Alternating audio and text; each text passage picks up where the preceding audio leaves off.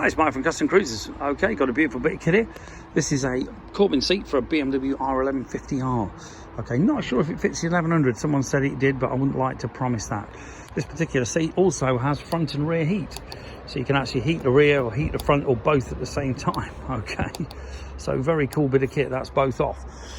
This particular thing, as you can see, has got suede on the front. Beautifully made, all fiberglass base. R1150R minus E means electrically heated.